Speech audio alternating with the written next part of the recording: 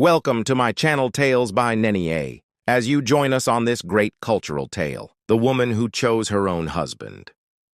Long ago, in the peaceful village of Umu-Aja, women were revered as the wombs of wisdom, and daughters were sacred. But even in such a place, tradition sometimes became a prison wrapped in golden cloth. The oracle of Umu-Aja, a woman cloaked in crimson and cowrie shells, spoke once a year during the Festival of Waters. Her word was law, and her visions determined who would marry whom. They said the gods whispered into her ears on moonless nights. That year, Nwanneka, daughter of Chief Ikenna, stood tall in the village square, her anklets jingling like laughter, her eyes bright as a river at dawn. At 18 reigns old, she had refused many suitors, nobles, warriors, even the prince of Ogwu. Now she was of age. The drums beat.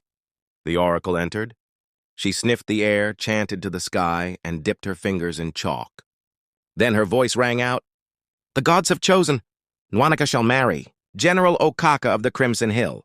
A hush swept through the crowd. The name was a blade in the air. General Okaka, war hero, feared leader, twice her age. His victories were written in blood, not song. His 3 previous wives had all mysteriously vanished, and yet custom demanded she kneel. But Nwanneka did not. She stood, looked the oracle in the eye, and spoke calmly. "With respect to the gods and to you, I will choose my husband with my own heart, not from the entrails of goats or dreams of ancestors." Gasps rose like startled birds. That night, silence sat in Chief Ikenna's compound like a stubborn goat.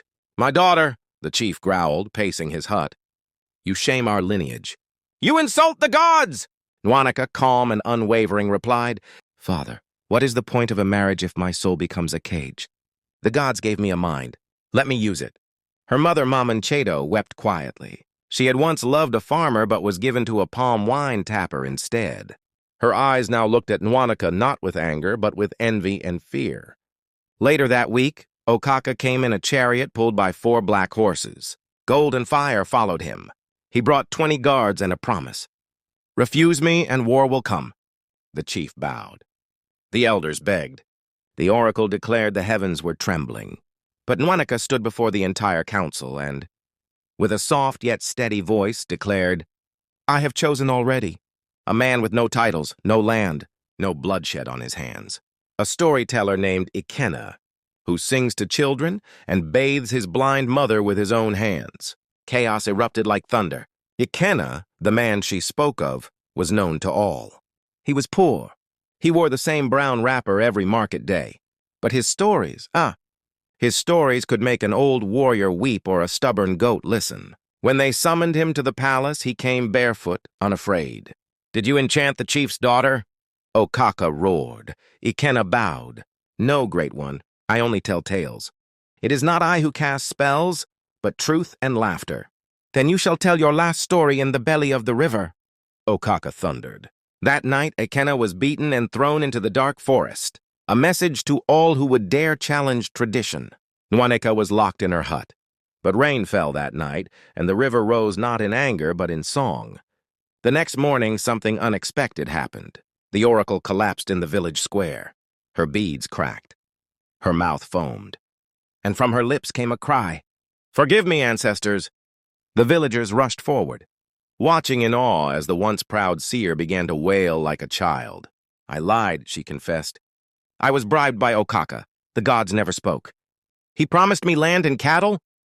The crowd murmured. The chief fell to his knees. Tradition had been used like a poisoned arrow. A wind passed through the village, one that smelled like justice. 3 days passed.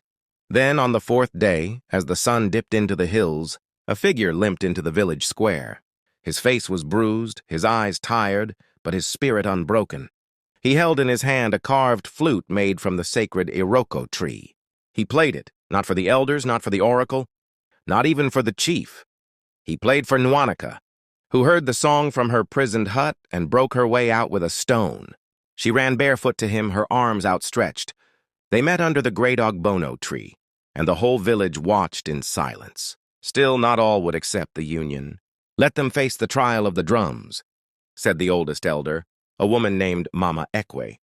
According to legend, when 2 hearts were bound by fate, The village drums would speak. If the drums fell silent, the union was cursed. Okaka laughed. Let them try.